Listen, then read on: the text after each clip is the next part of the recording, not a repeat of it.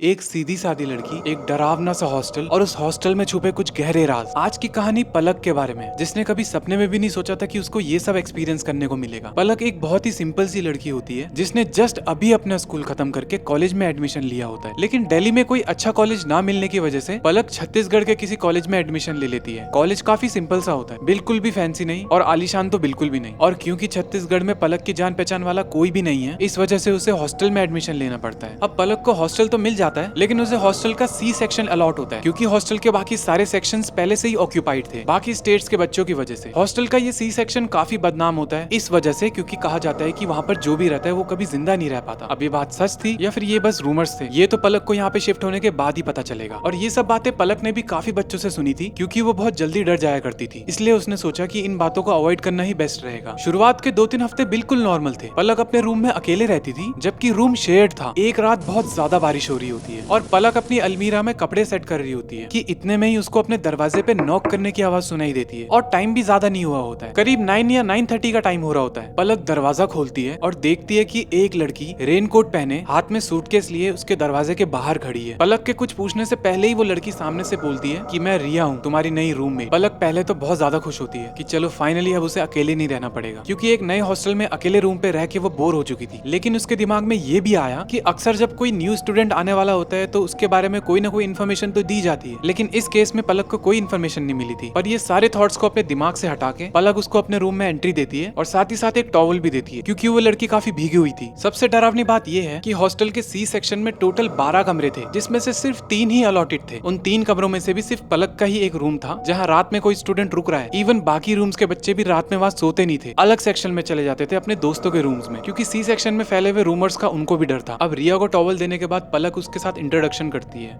उससे पूछती है कि तुम कहाँ से हो, किस चीज की पढ़ाई करने आई हो, वही बेसिक बातें। लेकिन कमाल की बात यह है कि एक ही रात में ये दोनों एक दूसरे के साथ इतना फ्रेंडली हो जाते हैं जैसे ये एक दूसरे को सालों साल से जानते थे। खैर पूरी रात बात करके ये दोनों सो जाते हैं। अगली सुबह पलक उठती है, कॉलेज के लिए रेडी होती है, लेकिन रिया कॉलेज के लिए रेडी नहीं होती। पलक उससे पूछती भी है कि क्या तुझे कॉलेज नहीं जाना, लेकिन रिया उसको ये बहाना देके टाल देती है कि उसको कुछ डॉक्यूमेंट सबमिट करने, इस वजह से वो कॉलेज नहीं जा सकती। अपनी क्लासेस वगैरह खत्म करके जब पलक अपने रूम पे वापस लौटती है तो वो देख के डर जाती है, क्योंकि उसके सामने रिया खून की उल्टियां कर रही होती है। ये सब देख के पलक डर जाती है और रिया से पूछती है कि रिया सब कुछ ठीक तो है ना, तू यहीं पे रुक, मैं वार्डन को बता के आती हूँ। लेकिन रिया उसी वक्त पलक का हाथ पकड़ लेती है और उसे जाने से मना कर देती है और बोलती है कि प्लीज घबराओ मत, ये बहुत नॉर्मल सी चीज है, बस मुझे एक गिलास पानी दे दो। पलक उसे पानी तो पिला देती है, लेकिन पलक के मन में एक डाउट आता है, क्योंकि इतनी खतरनाक चीज को इतना नॉर्मली बताना पलक को थोड़ा अजीब लगा। अब ये सब चीजें इग्नोर करके रात में वो दोनों सोने चले जाते हैं। उसी सेम रात पलक किसी के तड़प तड़प के रोने की आवाजें सुनती है। वो उठती है और देखती है कि रिया कमरे के एक कोने में बैठ के बहुत जोर जोर से फूट फूट के रो रही है। पलक उससे पूछती है